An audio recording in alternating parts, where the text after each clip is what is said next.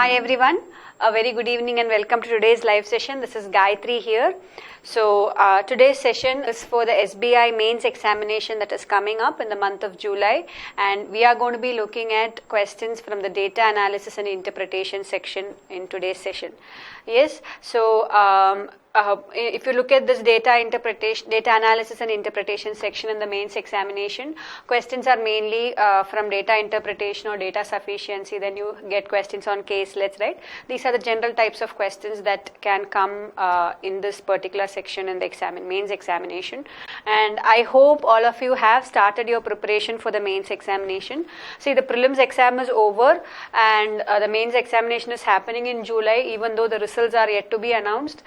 You have to start your preparation for the mains and don't wait for the results to come, because it will be too late if you start your preparation after the result comes. Okay, so start your preparation. I hope all of you have started. If you have not, please start it right away. You have only a few days left for the mains examination. Okay. Moving on to the session. In today's session, I have chosen a few questions which would be helpful for your preparation for the mains examination. So if you look at the mains examination, the questions difficulty level is going to be a little higher. So you definitely have to focus on your calculation, right? Because many questions are from data interpretation, so definitely you'll have graphs involved, percentages, and a lot of numbers involved, right? While doing so there'll be a lot of calculations involved. So try to calculate in a very effective and smart way. That is very, very important when it comes to the mains examination, especially this particular data analysis and interpretation section. And again, questions from data sufficiency. One very important thing that you have to keep in mind during the examination is that you do not have to find out the actual answer for data sufficiency question.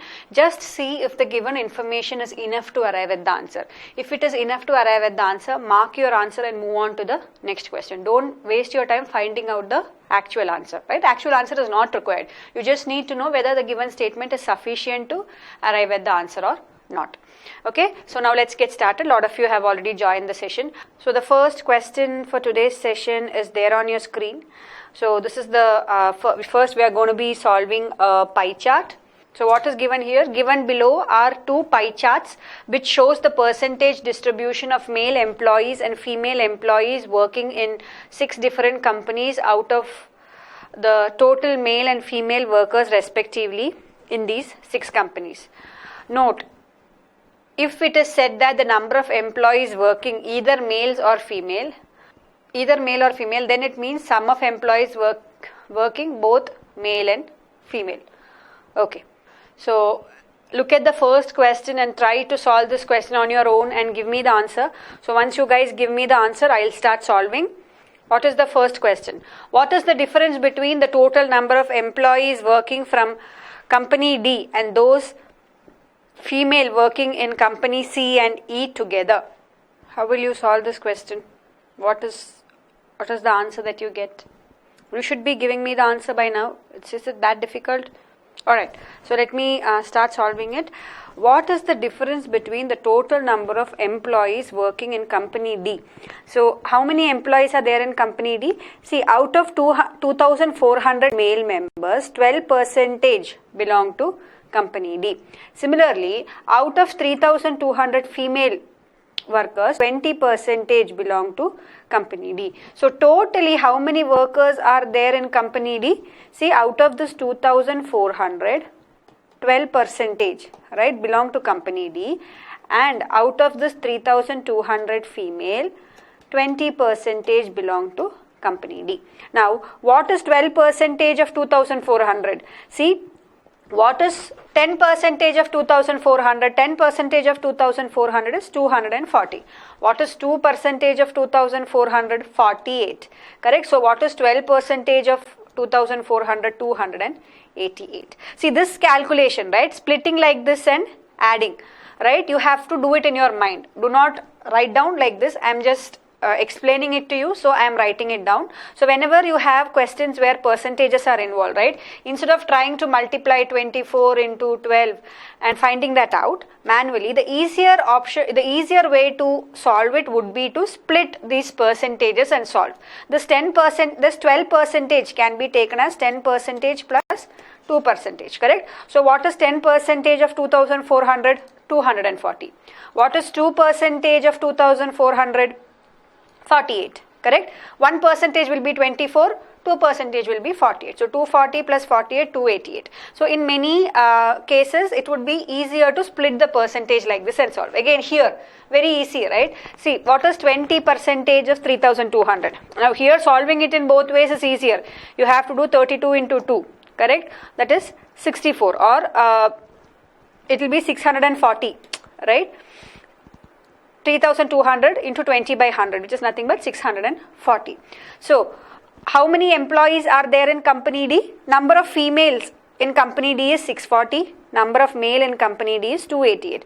So, the total number of employees in company D is nothing but 288 plus 640. That is 928. Now, what is given?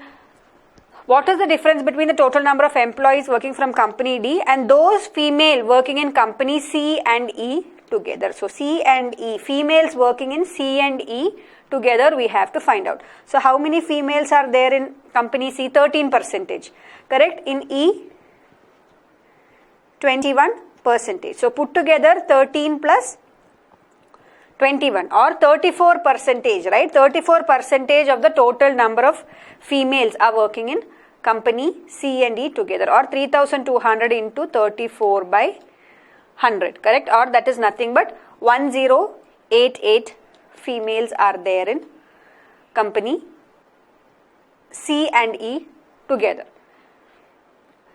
correct? Again, this 34% of 3200. Now, how will you calculate that? Either you multiply 32 into 34 manually, or find out what is 30% of 3200, find out what is 4% of 3200, split the percentage and add. Yes. So, what is the difference here? Difference is 1088. The answer that you are looking for is 1088 minus 928, or that is equal to 160. Got it? 160. See, such questions are very easy. You will not go wrong with the logic that has to be followed. The only issue will be the calculations involved. So, try to solve in an easier way, right? Or in a smart way by splitting these percentages if required. Okay? Okay. Now, next one. The ratio of officers to laborers who are working in E is 9:7. The officers working in company E all are what percentage of female working in company F? How will you solve this? See, here they are talking about officers and laborers, okay, who are working in E. So, officers to laborers in E is in the ratio 9:7. So, first we have to find out how many officers are there and how many laborers are there in E. Okay. So, what is the total number of people in E? See, if you look at male, right, 24% of the male, that is 24% of 2400 people belong to E. Or how many male members are there in E? 2400, 24% of that. What is 24% of 2400? It is nothing but 24 into 24, which is nothing but 576. Correct? So, there are 576 male members in E. Similarly, how many female members are there? See, here you have 3200 and 21% of them belong to E. Correct? So, 21%. Again, see, you know 20% of 3200 is 640. So, 21% will be what? 640 plus 32. Correct? Or that is nothing but 672. Okay, I hope it is clear. I am not writing down these calculations. Like I said, these are calculations which you have to do it in your mind. Right? See, 21%, I am splitting it as 20% plus 1%. Now, 20% of 3200, you know, is 640. 1% is nothing but 32. So, 640 plus 32, that is 672. Yeah, all these directly you should be able to write. You should not be wasting your time writing these stuff. Okay. So, what is the total number of employees in E? The total number of employees in E is nothing but 576 plus 672. Or what is this equal to? This is equal to 1248. Yes, these are the total number of employees in organization E. Now, it is given that out of this 1248, right, the ratio of the officers to laborers is in the ratio 9:7. So, I can say that there are 9x officers and there are 7x laborers, yeah, in the company E, or 9 plus 7, that is 16x, correct? That is equal to 1248, or what is x? X is equal to 78. So, how many officers are there? 78 into 9 officers are there. How many laborers are there? 78 into 7 laborers are there. Now, what is the question? The officers working in company E are what percentage of female working in company F?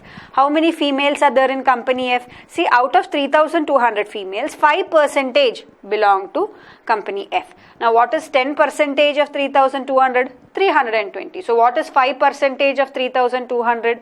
Half of that, right? So, 320 divided by 2, or that is nothing but 160. So, there are 160 females in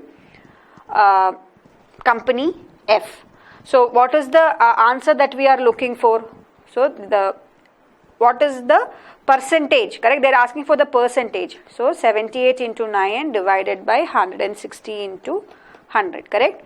The officers working in company E, that is 78 into 9, is what percentage of females working in company F? So, this is the answer that they are asking for, okay?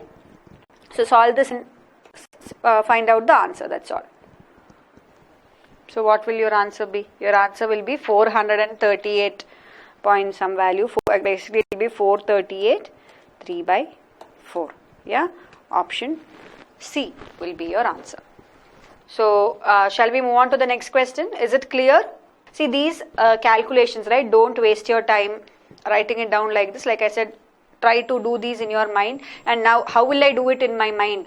Right, this will come only with practice. Every time you practice, or every time you solve questions on data interpretation or any topic, right, wherever you see percentages, if you try to split it and do, then automatically you will be able to do in that way in the examination, right? You cannot say that when you are practicing you will do it in the normal way, and suddenly when you go for the examination you will be able to do it using this method. Any method that you take, you will be able to do it at ease only with practice. Just keep that in mind, okay? Yes. Now, let's look at the next question. Next one. So, the next question is from the same set. So, try this and give me the answer.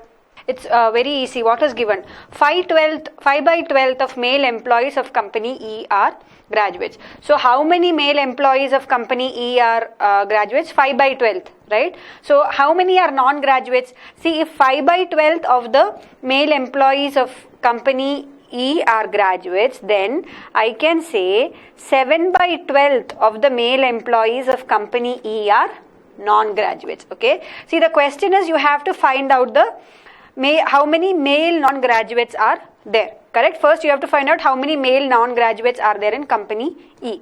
In company E, 5 by 12 of the male employees are graduates, which means 7 by 12, right? The remaining part, 7 by 12 of them will be non-graduates. Similarly, in company C, it is given 7 by 13th of the female employees are graduates. So, how many female employees are non-graduates in company C? The remaining, right? See, out of total 13, see, what does 7 by 13th mean? If there are totally 13 people, out of them 7 females, right? If there are totally 13 females, out of this 13, 7 females are graduates. So, how many females will be non-graduates? 6 females out of the 13 females are going to be non-graduates, or I can say 6 by 13th of the females in company C are non-graduates. You have to find out the number here. So, right, if you write it down like this, then it is very, very easy to solve. So, if you look at male, right, totally there are 2,400 male, out of which how many male are belonging to company E? 24% of them are belonging to company E. Out of this, 7 by 12 of them are non-graduates, correct? Similarly, out of 3,200 females, how many females are belonging to company C? 13% of them belong to company C, out of which 6 by 13th of them are non-graduates. You have to find out the sum of these two. That's all. Yes, so what is it that you get when you solve this? All of you have got the answer as 528. Yes, that is going to be your correct answer. Okay, so actually when you solve it, what will you get here? You will get 192, right? When you solve this part, you will get 192. And what will you get when you solve here? Here you will get 48 into 7. That is 336, correct? Yes, 336 plus 192, that is 528. So what is your answer? Your answer is option A, 528. Yes. Next one. Find the difference in the number of male employees working in company A and C together and those female employees working in B, D and F together. Solve this and give me the answer. So how will you solve this? Find the difference in the number of male employees working in company A and C together. So how many male employees are working in A and C together? 18 plus 15, correct? Or 33% of the male employees are working in A and C together. And so what should we find out? See, totally we have 2,400. Out of that, 33%, correct? That is what we have to calculate. Now here if you look at female employees, what is given? B, D and F together. B, D and F. So that is nothing but B, D, F. 20 plus 16 plus 5, that is 36 plus 5 or 41% of 3,200. So what is 33% of 2,400? How will you find that out? See, what is 30% of 2,400? That is nothing but 24 into 3, correct? See, 72 or 720, right? See, 3% of 2,400. See, what is 3% of 2,400? 24 into 3 or 72. So what is 30% of 2,400? Add a 0, correct? So 33% is nothing but, I am just splitting here again, okay? I am just writing this down for the sake of explanation. See, this 33%, you can split it as 30% and 3%. What is 30% of 2,400? 720. What is 3% of 2,400? 72. So this is the answer that you are looking for. Instead of multiplying it like this, right? 24 into 33.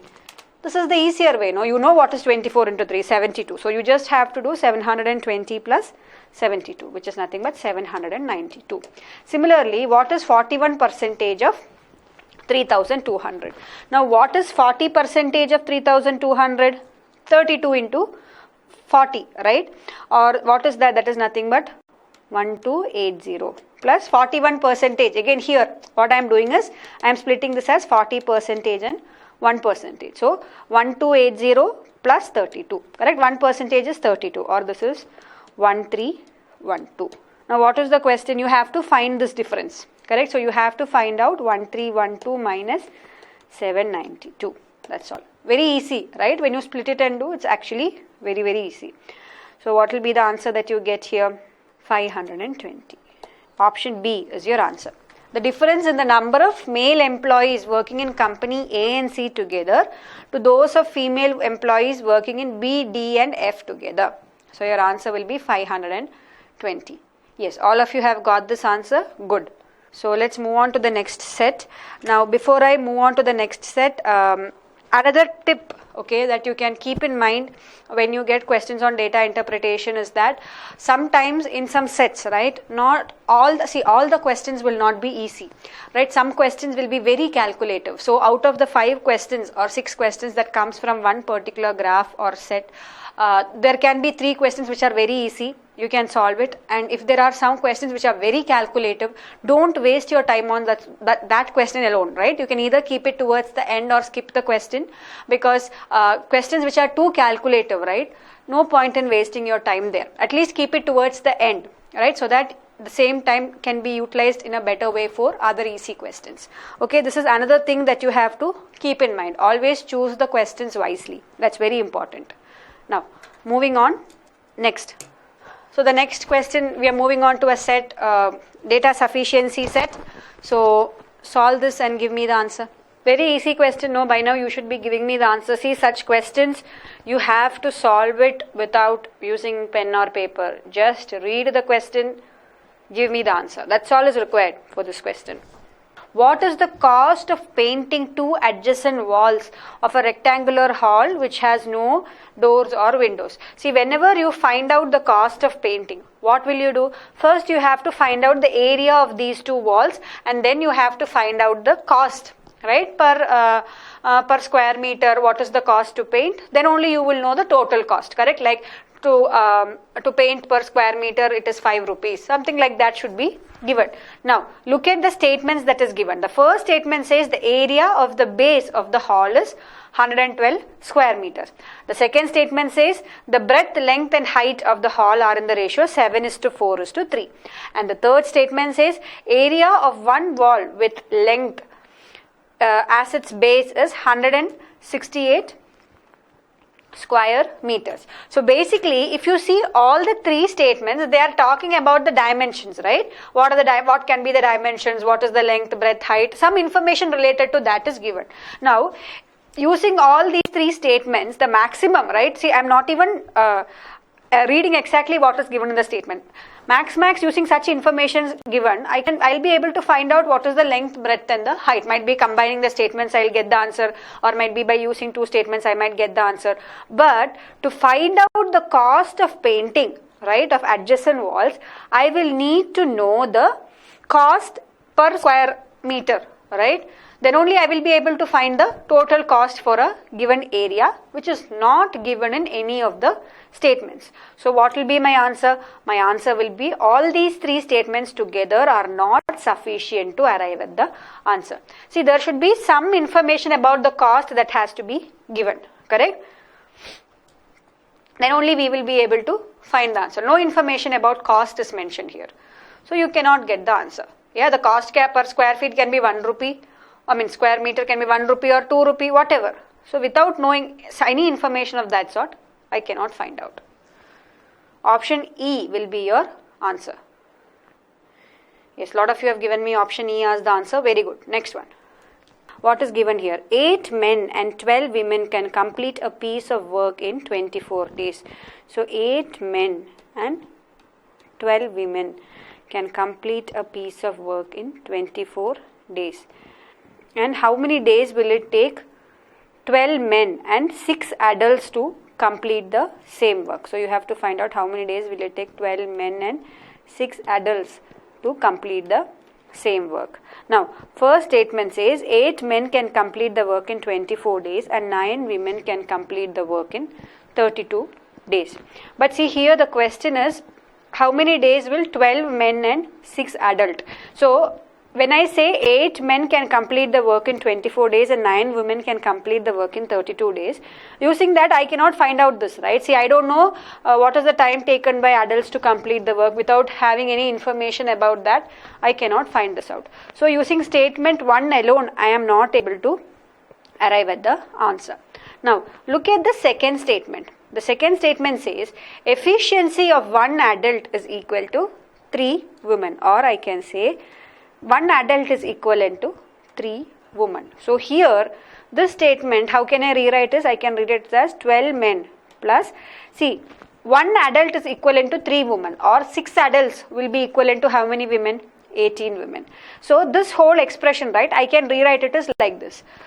So in terms of men and women, okay, see, I know 1 adult is equivalent to 3 women, or I can say 6 adults is equivalent to 18 women. So when I have to find out the number of days taken by 12 men and 6 adults to finish a work, that is nothing but trying to find out the time taken by 12 men and 18 women to finish a given work.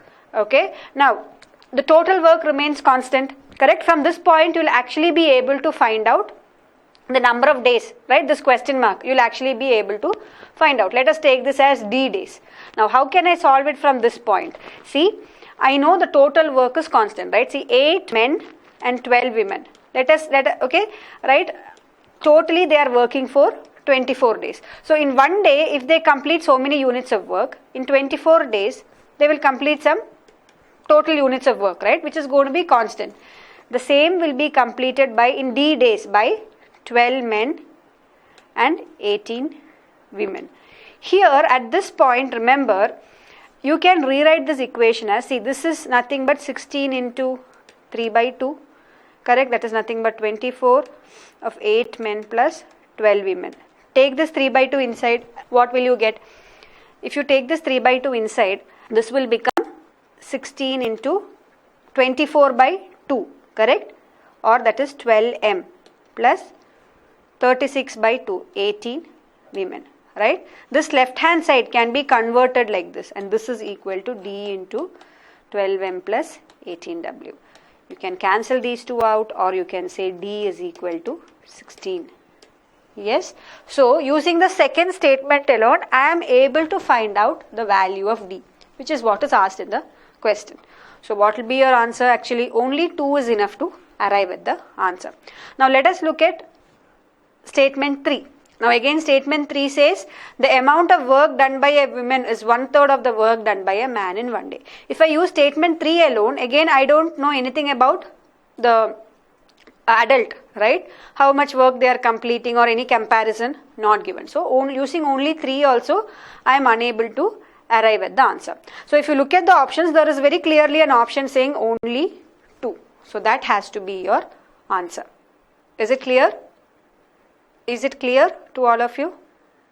See, this question is a bit tricky because you should be able to do this part, right? Otherwise, we might get confused as to what to choose as the answer. We might feel that none of the statements are enough, or might be you have to combine 2 statements to arrive at the answer. But this rearrangement, if you are able to do, then you get the answer. But is it clear? See, here it was given efficiency of 1 adult is equal to 3 women. So I made this equation in terms of men and women. So I know 8 men and 12 women can do a work in 24 days. Similarly, you have to find out 12 men and 18 women in how many days can they do the work. I just rearranged the equation in such a way that these 2 terms get cancelled. Okay.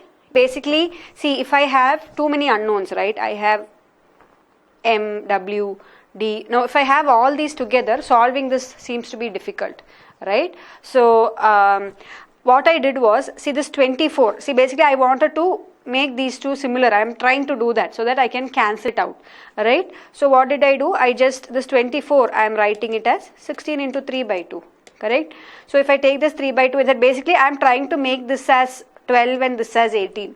How do I do it? If I multiply both of these by 3 by 2, correct? I will get that answer. 8 into 1.5 is 12. Similarly, 12 into 1.5 is 18. So, if I multiply by 18, here I have to divide by 1.5, no? So, this becomes 16. That is another way to think about it. I hope it is clear now. Next one. Questions on data sufficiency can also be very tricky. You have to very carefully read the given information and mark the answer. Very easily we can go wrong. Okay, see, now for one question I have got 4 to 5 different answers. So let us look at this question. What is given? A train crosses another train in 10 seconds. Find out the sum of the length of the trains. First one, ratio between the length of the second and the first train is 6:5. Second statement says ratio between speed of the first and the second train is 3:4, and the third statement says the speed of the first train is 54 kilometers per hour. Okay, so I know the time taken by one train to cross another train is 10 seconds. Correct? So here the ratio between length of the second and the first train. So if the length of the first train is 6x, right? The length of the second train is 5x. For example, I am writing like this, right? So this is the length of both the train, and here the time taken is 10 seconds, but I cannot find out the sum of the length of the train using the statement 1 alone. So statement 1 alone is not enough to arrive at my answer. Similarly, the next statement says the ratio of the speed of the first and the second train is 3:4. So if speed of the first train is 3y and the speed of the second train is 4y, again using this and this information, I can't find the answer. Using the third statement. Third statement says the speed of the first train is 54 kilometers per hour. Okay. Now again using the third statement alone, I cannot find the answer. Correct? But remember here, if you combine statement 2 and 3, what will you get? If you combine statement 2 and 3, it is given ratio of the speed of the first and the second train is 3:4 and the speed of the first train is 54. Or I can say this 3y is 54, or I can say y is equal to 18. Correct? So the speed of the first train is 54 kilometers per hour and the speed of the second train is 72 kilometers per hour. Okay? Now, what is it that you have to find out? You have to find out the sum of the length of the train. Correct? So if you have to find out the sum of the length of the train, now what is the length of two trains? See, generally crosses means they have not separately asked for the length of one train. They have asked for the sum of the length of the two trains. So if two trains are to cross each other, right, the total distance that will be covered by the trains will be length L1 plus L2, right? This will be the total distance that will be covered by both the trains, which will be nothing but the relative speed, right, of both the trains into the time taken to cross. So relative speed can be found out from here, right, S1 and S2. Now again here, generally when they say one train overtakes another train, it will be both the trains are traveling in the same direction, or they should have mentioned to make it more clear whether it is both the trains are in the same direction or they are traveling in the opposite direction. Correct? So whichever way you are considering, right, basically you have the speeds of both the trains. You can find the relative speed. You know the time is 10 seconds, convert that into kilometer per hour, you will be able to find out this, right? This L1 plus L2 is nothing but the total distance that is traveled. Correct? Or that is the sum of the length of the trains. So using statement 2 and 3 alone, you will be able to arrive at the answer. Okay, here direction is not mentioned, but ideally they should have given, right, either one train is overtaking the other train, or both of them are in the same direction, or both of them are in the crossing each other, means they are traveling in the opposite direction. Okay, I feel like it should have been more clear so that there is no confusion, but this is how you solve it. Using statement 2 and 3, you have the respective speeds, you can find the relative speed, you know the time, you just have to find out the length of the two trains together, or the distance that is travelled by them. Hope it's clear? Yes. See, generally when they say crossing, it is opposite direction, but again I feel it should have been mentioned clearly in the question so that it would have been more clear, okay, whether it is opposite or they are overtaking. Overtaking means same direction, right? No confusion there. But again, crosses means generally it's opposite direction, but better that mostly in questions they would mention it, right? Now look at the next question. Next question involves the concept of probability, so try it. Surendran says the answer for this is option C. Vasu says it's D. What is given here? What is the ratio of probability of getting 2 blue balls from green box to the probability of getting 2 green balls from blue box? So what is the ratio of probability of getting 2 blue balls from green box? Green box, 2 blue balls I have to take. So totally how many blue balls are there? There are 5 blue balls. Out of this 5 blue balls, I have to take 2 blue balls. That is my favorable event. What is the total number of ways of taking 2 balls out of this green box? Totally how many balls are there? 10, 15 plus 11, 26 balls are there. Out of the 26 balls, I am selecting 2 balls, right? Out of the total 26 balls in the green box, I am taking 2 balls. That is the total number of possibilities, right? And which is my favorable case? My favorable case is when I select 2 balls out of this 5 balls, right? So this is the probability of getting 2 balls from the green box. Now, what is the probability of getting 2 green balls from the blue box? So blue box, I have to get 2 green balls. So that is nothing but 9C2 divided by, totally how many balls are there in the blue box? 18 plus 9, 27 plus 6, that is 33. 33C2. This ratio is what I have to find out. Correct? So what will be my answer? See, this will be nothing but 5 into 4 by 1 into 2. divided by 26 into 25 by 1 into 2. All this 1 into 2 will get cancelled, right? So you don't even have to write it, correct? Divided by 33 into 32. So this is the ratio that you have to find out, or that will be nothing but 5 into 4 divided by 26 into 25. So when you solve this, what will you get the answer as? You will get 88 divided by 195. Option C will be your answer. Let us move on to the next question. What is the approximate percentage of probability of getting one yellow ball from the red box to that of probability of one green ball from the blue box? What is the approximate percentage of probability of getting one yellow ball from the red box? Out of 6 yellow balls, I have to get one ball. That is my favorable case. Totally, how many balls are there in the red box? 20, 29 plus 6, 35, correct? Divided by probability of one green ball from the blue box.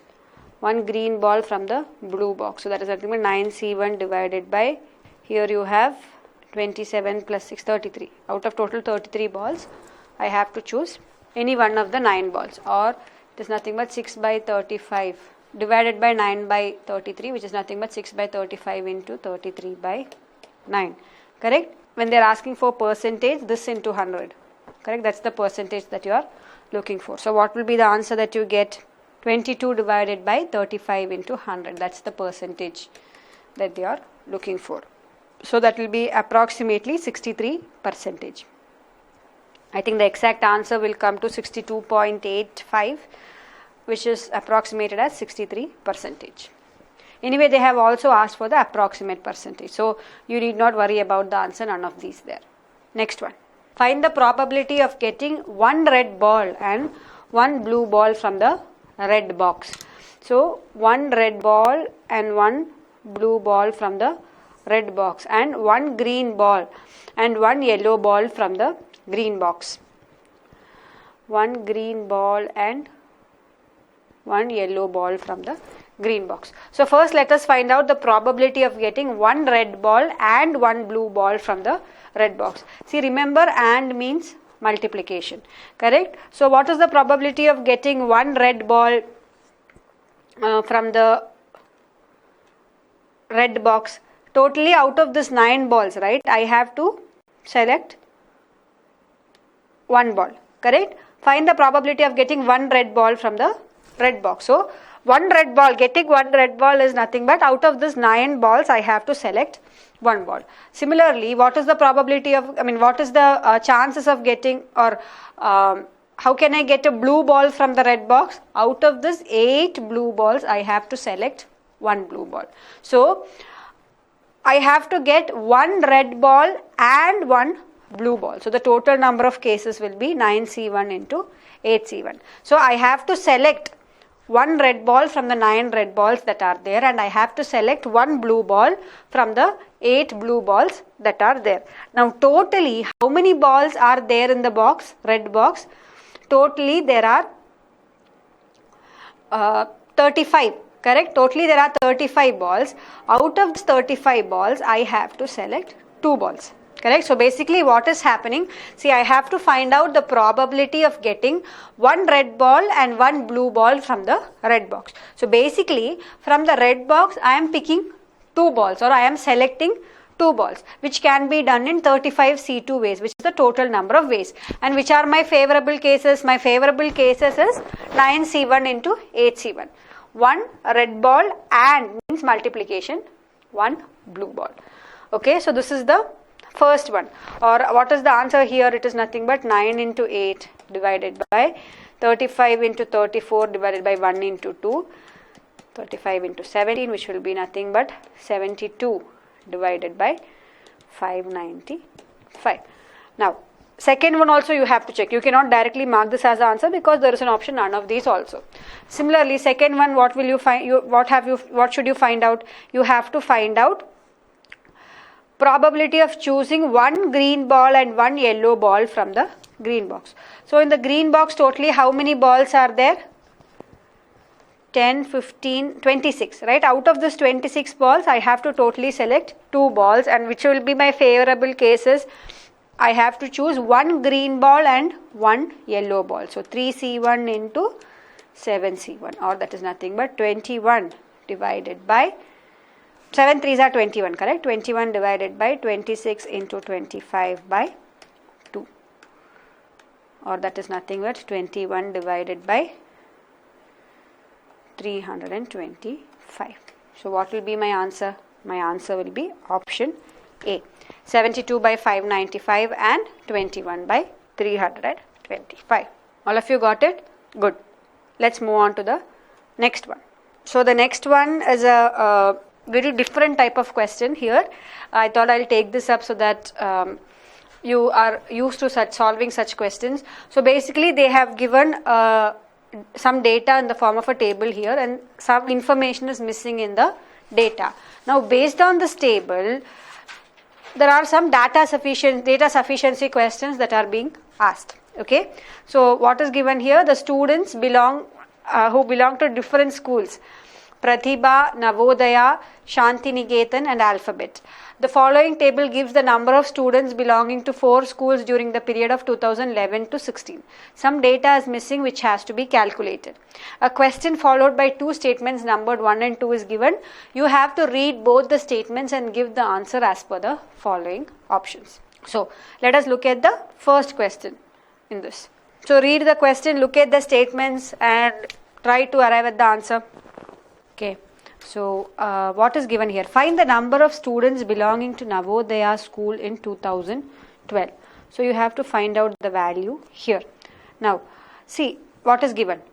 First statement says the total number of students in 2012 increased by 6% from the previous year. Previous year is 2011. In 2011, I have values of all of this. I can find out what is the total. Remember, this is a question on data sufficiency, so I don't have to find out the actual answers. I am just looking at the statement and seeing if I am able to arrive at the answer or not. I am not going to sit and calculate the exact values here. So if I add all this, I will get the total, right? Some x. I am getting some value here. Okay, I can find out the answer if I want to. Now, once I get this value, what is given here? The total number of students in 2012 increased by 6% from the previous year. So in 2012, how many students will be there totally? 1.06 of this total, right? X. That will be the total number of students in 2012. Now in 2012, I have number of students studying in Pratibha, Shantiniketan and Alphabet, and I also have the total. I just don't have this, which I can easily find out, right? The total minus sum of all these will give me the number of students that is who studied in Navodaya in the year 2012. So using statement 1, I will be able to get the answer. Okay, because it is given total number of students in 2012 increased by 6% from the previous year. I can find the previous year total number of students, and there is an increase of 6% means I can find out the total number of students in 2012. In turn, I can find out the number of students who studied in Navodaya in 2012. So using statement 1 alone, I can arrive at the answer. Now look at statement 2. The average of total number of students from Navodaya in all the years put together is 999. So what are they saying? All this, if you add all this divided by so many years, the answer will be 499. But based on that, will I be able to say how many students were there in 2012? No, because I don't know this value, I don't know this value. Without knowing all this, how can I say how many students studied in 2012 in Navodaya? I cannot say that. So what will be the answer here? The data given in statement 1 alone is sufficient to answer the question. Your answer will be option A. Okay? Yes. Next one. See, it's okay if you make mistake. These are only practice questions, right? But learn from your mistakes and see to it that you don't repeat it going forward. That's all. We all make mistakes. That's how we learn, right? What is the change in the number of students belonging to Pratibha school in 2013 as compared to 2012? So let's try this. What is the change in the number of students belonging to Pratibha school in 2013? Okay, so basically you have to find out how many students are studying in Pratibha school in 2013. You already know how many students are who were studying in Pratibha school in 2012. You have to find out the change in number. Okay, now first statement says in 2013 the number of students in Shanti Niketan increased by 8% from 2011. So in 2011, if there are 475 students in Shanti Niketan, in 2013 there are 475 into 1.13. Sorry, 8%. Correct? 8% means 1.08. Correct? So this will be the number of students in Shanti Niketan in 2013. Again, using this information alone, I cannot find out how many students are there in Pratibha school in 2013. Even though I know the total of this year, I also don't know how many students are there in alphabet. So I cannot find out this value. So using the first statement alone, I am not able to arrive at the answer. Look at the second statement. The second statement says the number of students in alphabet school decreases by 4% from 2012.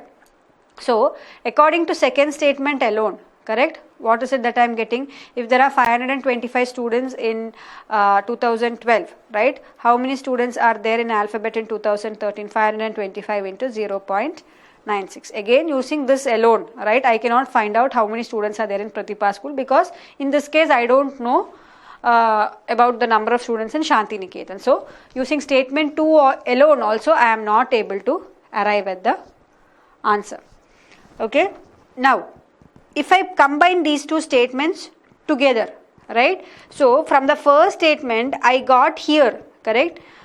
Here I got 475 into 1.08. This will be the answer here, and here it will be 525 into 0.96. So if I combine both these statements together, right, I have the total here also. So I can find out how many students are there in this Pratibha school in 2013. Then I can find out the increase. Yes, see again here there is actually one information that should be given to make this second statement complete, right? See, it should be given in 2013, that should be mentioned here. Then only this second statement is complete, right? See, it should have been given in 2013 the number of students in alphabet school decreases by 4% from 2012. Unless that is given, correct, I feel the second statement is incomplete. So please consider it like this and then solve. Otherwise, see, when they say the number of students in alphabet school decreases by 4% from 2012, which year are we talking about? We need to know that, right? Which year are we talking about? We don't know. So in the question, ideally it should have been in 2013. In that case, if you use both the statements together, you will be able to arrive at the answer. Okay, so here if I use both the statements, I will get the answer for the question. Option E will be your answer. Okay, so remember here it should be given in 2013. If this in 2013 is not given, then what will happen? I don't know which year they are talking about, right? The number of students in alphabet school decreases by 4% from 2012. Did that happen in 2014 or did that happen in 2015 or 2013? How do I know? Right? In that case, then you will have to say both statements are not sufficient to arrive at the answer. But here I am adding this extra. Consider it like this and then solve. Okay? Next. What is the percentage increase in the number of students belonging to Shanti Niketan school from 2011 to 2014? Okay. So let us solve. What is the percentage increase in the number of students belonging to Shanti Niketan from 2011 to 14? So 2011 value is given here. I have to find out this.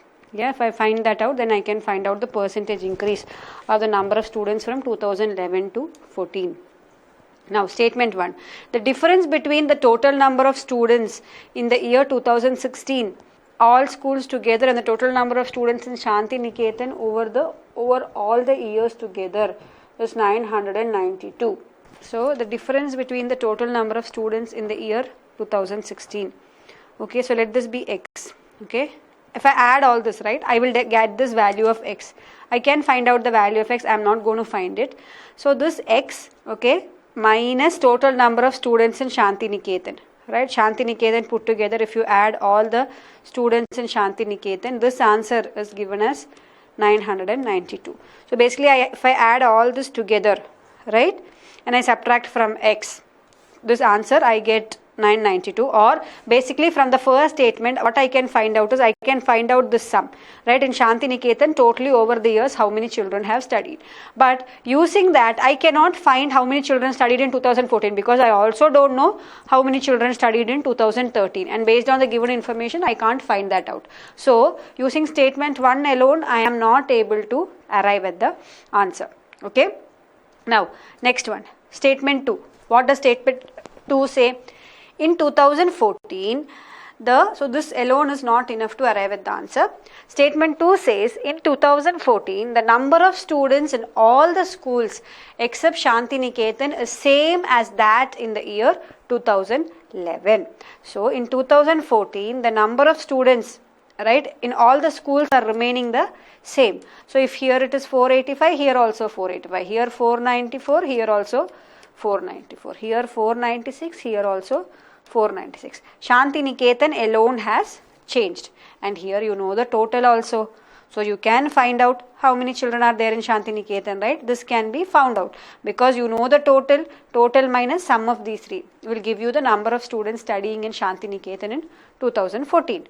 Once you get that, you will be able to find the answer for the question. Yeah. So using the statement 2 alone, you will be able to arrive at the answer. So using statement 2, you can find out how many children studied in Shantiniketan in 2014, and you can find the percentage increase from 2011. Is it clear? So your answer here will be the data in statement 2 alone is sufficient to arrive at the answer. Is it clear to all of you? Some of you have given me the answer as D here. Some of you say E. Yes, only 2 is enough to arrive at the answer. Any doubts in that question? Yes, only 2. Good. See what is given here.